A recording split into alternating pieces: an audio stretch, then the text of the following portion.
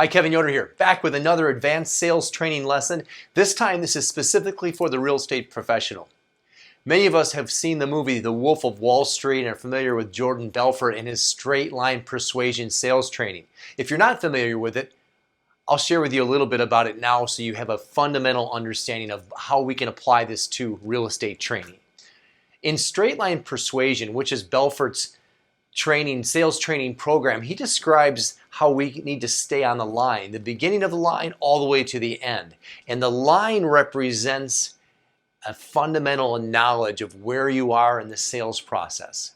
I often refer to a similar line in Bob Proctor's Path to Agreement sales program or sales process, which we often share, and there's actually a link below for that. In this example, let's refer to the line back with Belfort's sales training. The beginning to the end. The beginning is an introduction and the end is a successful close, either to an appointment, an agreement to meet, or, as they say, signing on the line that is dotted. An agreement to work with you, an agreement to purchase a product, or agreement to move forward with a service. The line lets us know where we are. The line lets us know that there's a beginning and an end. I share with my salespeople every day that there is a natural outcome to a successful sales call or a successful sales meeting. And it's a coming together. If it's a phone call, whether it's a sign call or a web lead, the natural outcome of sharing with someone the path to get them what they want is to come together in the form of a meeting. This line, as we refer to in real estate, is also a straight line. We don't call it straight line persuasion, but it does follow a line. And it's worked off of the framework of LPMAMA. Now that's an acronym. L standing for location, P standing for price, M standing for motivation, A standing for agent, M standing for mortgage, and finally the final A, which stands for appointment. Beginning with location, where do you want to live, and ending with a successful appointment. In this video series, I'm going to break each one of these down into its separate components, and at the very end, I'll put them all together for you. And in this way, we're learning the basics of each one, the fundamentals of each one, and then you'll be able to learn them singularly, and also then put them together as one collective unit. I'll share with you what the line is as it refers to LPMAMA and how we use that in real estate, why we use it in real estate, and then also how to avoid getting off the line too far and getting back on it. So with that in mind, let's get started with the first letter in the LPMAMA framework, our straight line persuasion in real estate. It's the L for location. Now what makes this so simple, and yet it's surprising how many real estate agents just get this wrong, is that it makes it so easy because here's the thing. If I explain it to you this way, or I was explaining it to a 9-year-old, I would say it's something like this. When we're talking with a prospect, there are some things we need to find out from them. We need to find out some basics. In order to even be able to help them at any level, there are some things we got to know. And here are those things we need to know. These are the things we need to find out. This is from anybody we talk to, whether it's at an open house or a web lead or a sign call, and they are as follows. Location. Hey, I'm just curious, where do you want to live, right? And secondly, price. How much do you want to pay? What's your price range? And then 3, motivation. The M. Like what's motivating this move? Why are you buying? Why are you selling? What will that ultimately mean for you? And also in that M, we're finding out how long they've been looking. So how long you've been looking, what's important to you about making a move or selling or buying? You see that? That's the M, that's the motivation. What it actually means for them. That's probably the most important of all of the 6, by the way. And then we move on from M, which is motivation, we move into the second A, move into the A, which is agent. Are you working with an agent? So now we found out where they want to live, the location, we found out the price, how much they want to pay. We found out the motivation, the why. Now we found out, hey, are you working with an agent? Because I got to know that. I don't want to work with you, or I don't want to step on anybody's toes, right? And then finally, we have the second A, which is mortgage. Are you paying for the home with a mortgage, or are you going to be paying cash? We got to know that. So how are you going to pay for it? And then finally, appointment. Close for the appointment. Let's come together. So you see that? Where are you going to live? How much are you going to pay? By the way, why do you want to make a move in the first place? And hey, are you working with an agent, or are you kind of doing this on your own? What does that look like? And then finally, how are you paying for the house? Cash or mortgage? And then finally, hey, let's get together. This makes sense, right? So you see that? I could teach it to a 9-year-old. Because I can teach it to a 9-year-old, these are just basic things you have to know. Then you just know that these are the items you must discover during the call. And now you have that down. You memorize it, you rehearse it, you go over it over and over and over and over again. And then you're able to just have a conversation. Stay in a mode of curiosity. Start with curiosity and end with curiosity. If you're curious, you're not going to come across like a salesperson.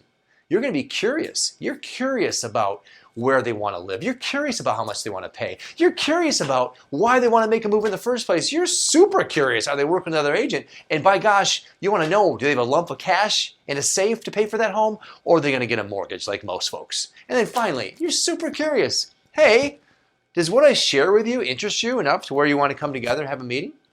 Yeah, curiosity. Stay in curiosity. Start with it and end with it. It runs through the entire straight line. Now let's get started with the first in the process, and that's the L for location. This is where most agents lose it. They fall apart, they crumble, because that caller calls. Now, by the way, let me back this up.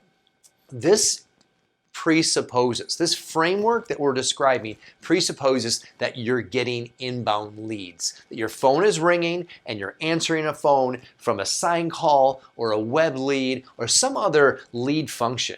Now, I must go off script for a minute here and explain something.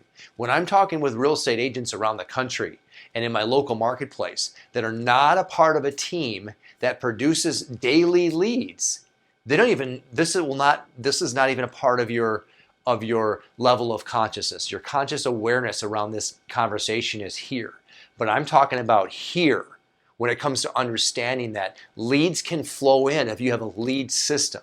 And then your challenge isn't, where do I get the business? Your challenge becomes, how do I juggle all these leads? It's a bigger problem, but with bigger problems, we get to solve them with bigger answers. This conversation is for those agents that either A, have a lead system in place, which is causing their phone to ring several times a day, which presents opportunities, and now they just simply need to get the script dialed in. Okay, back to this framework. And by the way, before I get back on the framework, if you don't have a lead system in place, if your phone is not ringing every single day and you want to know more about that, touch base with me. There's a way to do that.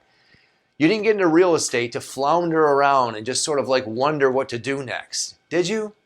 We'll talk about that later. Back to the L, location. Where do you want to live? Phone rings, ring, ring. You answer the phone and the typical agent just says, hi, how can I help you? The buyer says, I'm calling about 123 Main Street. The agent replies, oh yeah, that one's priced at blank. The buyer decides if that's the right price range or not. If it's not, they say thanks a lot and click. Game over. They don't answer the phone when you call them back because they know it's you. That's everyday real estate. I could go around and tour real estate offices in my local marketplace and around the country. This is where we have to get better.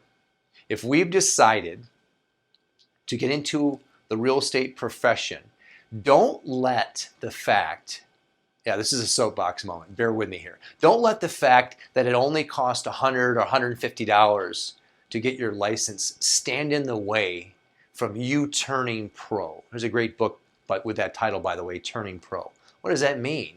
It means get so good at what you do that people can't take their eyes off of you. This is not difficult, but it does take practice. So if you value what you do and you want to be the best at this and you want to be able to help more people, simply memorize this 6-step framework. Get it down and have it flow from you. You don't even have to think about it once you've mastered it, once you've memorized it. Okay, L, location. Let's start off with the right step here. Phone rings, ring, ring. Hello, this is Kevin with Yoder Real Estate. How can I help you today? Yeah, I'm calling on 123 Main Street. Oh, okay, great. So I'm just curious, are you thinking about are you just curious, or are you thinking about buying a home sometime soon? So you notice that first response is critical because what it is, it's called a pattern interrupt. They call on the home, their mindset is set on that property. What we know is this. Listen, this is just logic. The chances of them purchasing that home is less than 2%. It used to be 5 and it used to be 10. That number is going down and down and down. Okay? So if we know that 98% of the time they're not going to purchase the home they're calling on, then wouldn't it make sense to get their attention off that one property just for a minute? We can always get back to it. But wouldn't it make sense? Again, a 9-year-old would agree that it would make sense to not focus on the thing that they're not going to end up buying anyway, but rather, let's open this conversation up to other potentials. And that's what we're talking about here. A pattern interrupt gets them off the pattern. They think they're going to call and get the price and then hang up on you when you give them the price. What we know is that a pro, a real professional, is going to take control of this conversation. Use a pattern interrupt in the beginning, and then it will allow the doors to open up with a series of questions that will draw out of them more about what they're looking to accomplish, and furthermore, how, and more importantly, I should say, how we can help them accomplish that. So you see that pattern interrupt is right in the beginning. And if you don't get this part right, everything else will crumble because they'll begin to start asking you a series of questions, which takes you off your game. Back to the line for a minute. The L here. Now, I'm going to share this with you right now. If you're going to memorize this and make it super easy for you, this is the way I do it. Now, this may not be the way everybody does it or that others might do it, but this is the way I do it, and it works. Simply imagine, if you will, just in your mind, a banner above your head with an L, with a P, with an M, and an A, and an M, and an A. You got that? LPMAMA, location, price, motivation, agent, mortgage, and appointment. Now, that banner is there. Okay, that represents the line. Now, let's get back to the conversation. I'm simply going to ask you, are you just curious, or are you thinking about making a move in the near future? Now, that causes you to, that opens the door, because if I would have made a statement, it would have closed the door. I asked you a question, which causes you to answer. Now, you're going to share with me. Now I know what type of prospect you are. Either you're just curious, or you think about making a move. Now, it suddenly splits into two options. You see that? I'm still on the L because I've asked you about, I'm still in a curious question. I haven't moved on to price yet, so I'm still in the L. Okay? Now, you say, if you're the prospect, no, I'm just curious. Okay, again, the door would close quickly for the uninitiated, for the untrained, for the non-pro agent. But since you're a pro, you're with me on this. You're not going to let the door close. What most agents would say to I'm just curious is, oh, okay. Well, yeah, they would just crumble. Okay, oh, you're just curious. Okay, well then, what do you want to know about the house, kind of thing. They would just simply get into an order-taking mode. But if you're talking to a pro, at this point when someone says, I'm just curious, I would simply reply with, oh, just curious? What makes you curious? You see that?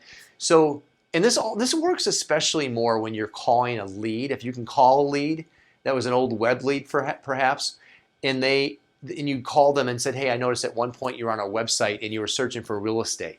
See, it probably works. I'm just curious, more likely going to happen when you're calling a lead, because if they're calling you, they may not say they're curious because clearly they're just looking. I mean, they're calling you for a reason, right? But if they say I'm just curious, I would say I'm just curious. What has you being curious? You see that? Again, opening the door. Because if someone says they're just curious, but they were on a website at one point, like what have them searching? Like, be curious about their curiosity is what I'm trying to say here. I'm just curious. What has you being curious? And then let them answer. Oh, I was curious because blank, blank, blank. I'm thinking about buying a home in the next year. Oh, really? So now we've established some criteria here. Now we know what kind of buyer is this. You see that?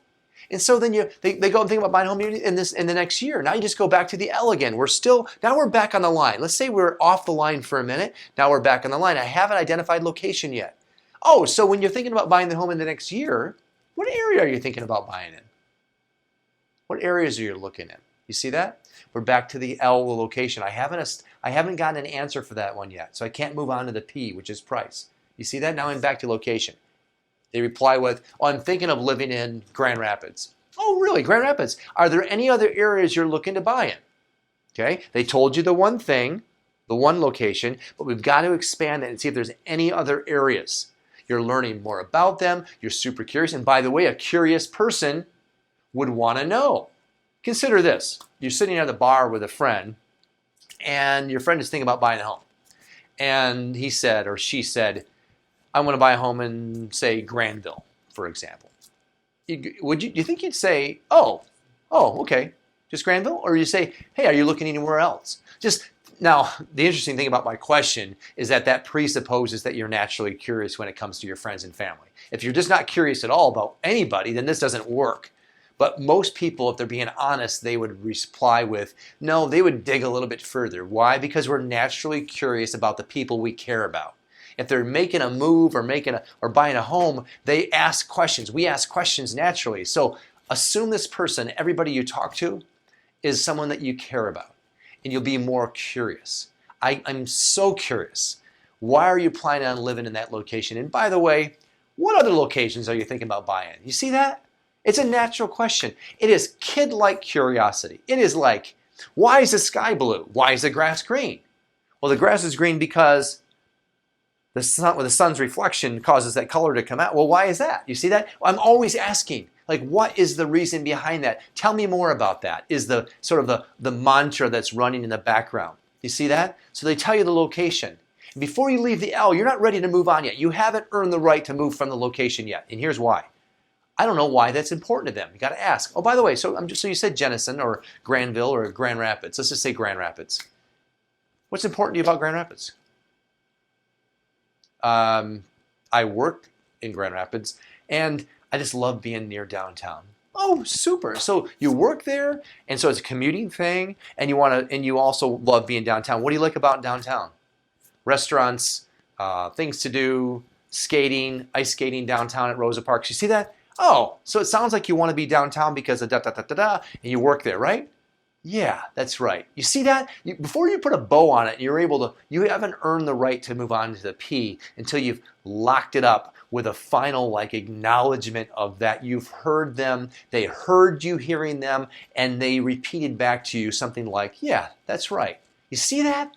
That's how you move along the line, along the straight line that we have in real estate, which is LPMAMA and ending an appointment. Okay, that's the end. I'm going to end this training on the L, and we'll pick up with the P, which stands for price, in the next video.